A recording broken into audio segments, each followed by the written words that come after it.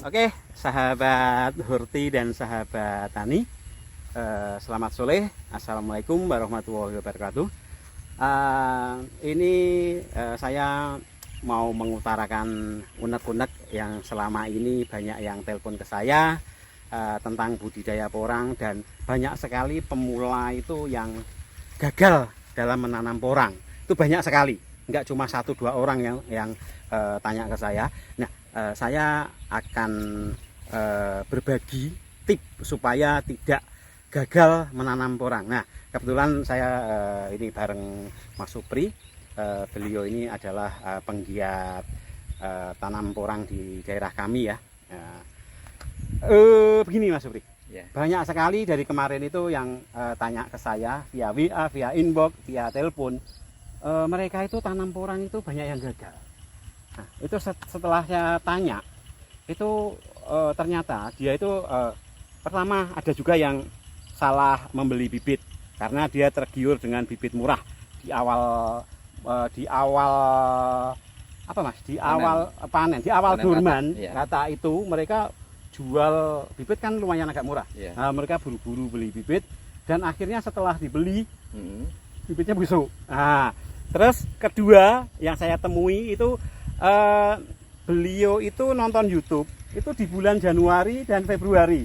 Nah, mereka itu kan tergiur, akhirnya pengen langsung tanam, makanya dia itu cari bibit. Nah, yang tersedia di bulan itu hanya ada 2 macam, cabutan dan polybag. Polybagnya masih kecil-kecil. Nah, itu ternyata juga gagal.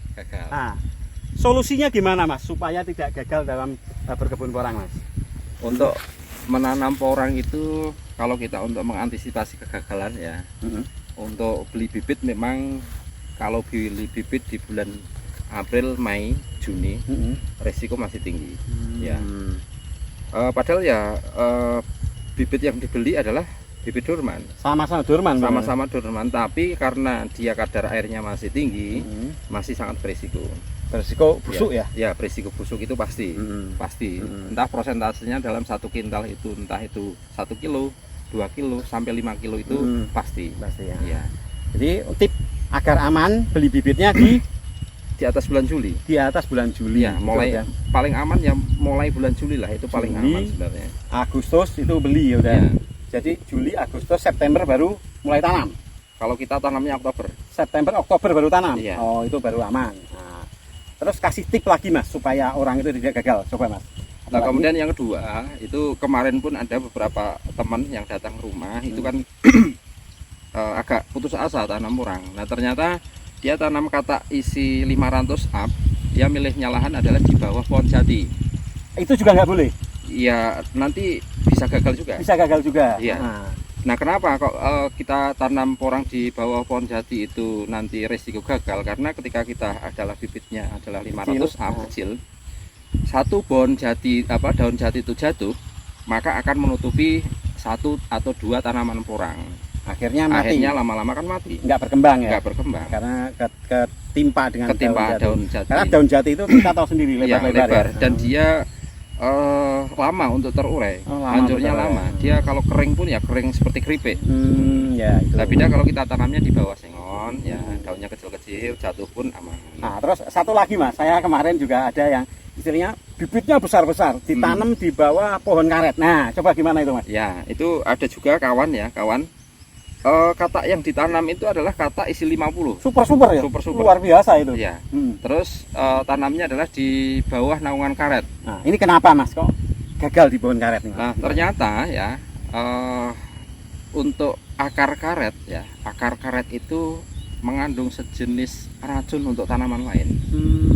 Racun untuk tanaman lain. Nah, ini dia nanti ketika tanam di bawah naungan karet ya, ketika olahan entah itu nyangkul, itu akar karetnya kena, dia keluar getah. Nah, ini akan menghambat pertumbuhan dari porang. Dia tumbuh atau tumbuh? Bisa jadi nggak tumbuh. Bisa jadi malah nggak tumbuh. Ya, kalaupun tumbuh jadi seandainya tumbuh pun nggak ada umbinya. Berarti umbinya nggak isi.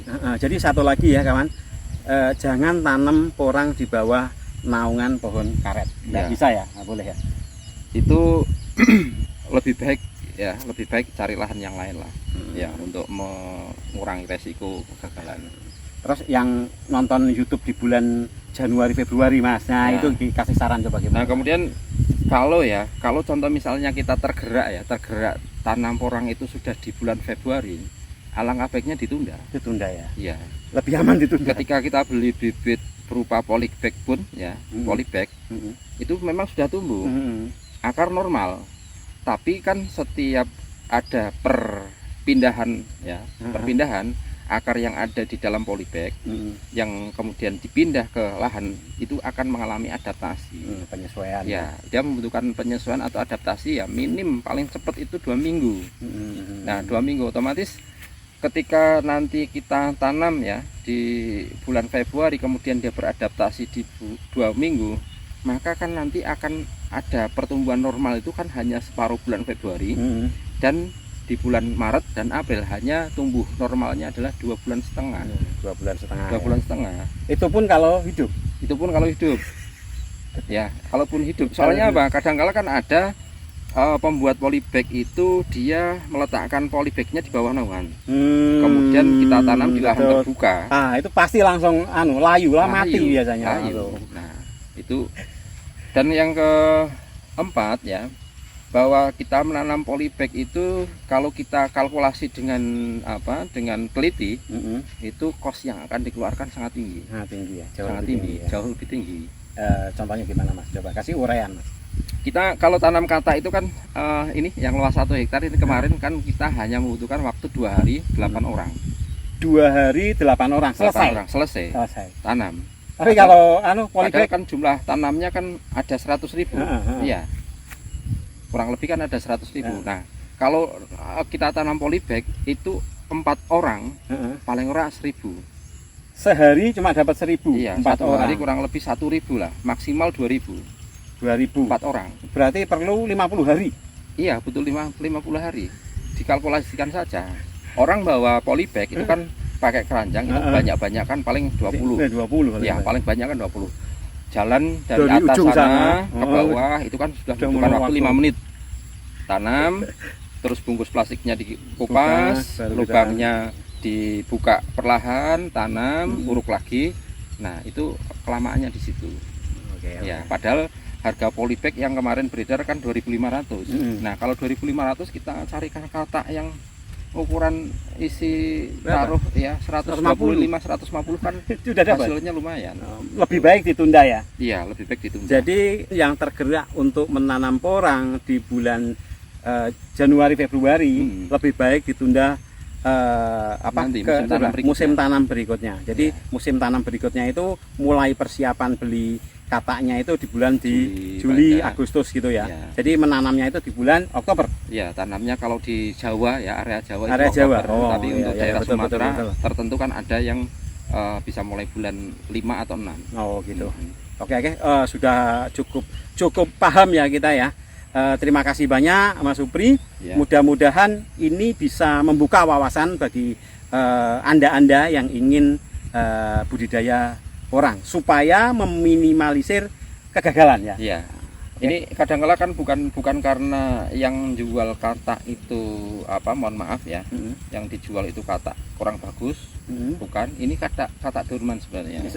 Sama dorman, cuman kan bulan April. Resiko bulan April masih itu kan ini. dia baru lepas.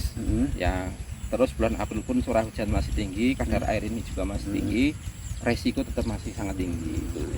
Ya.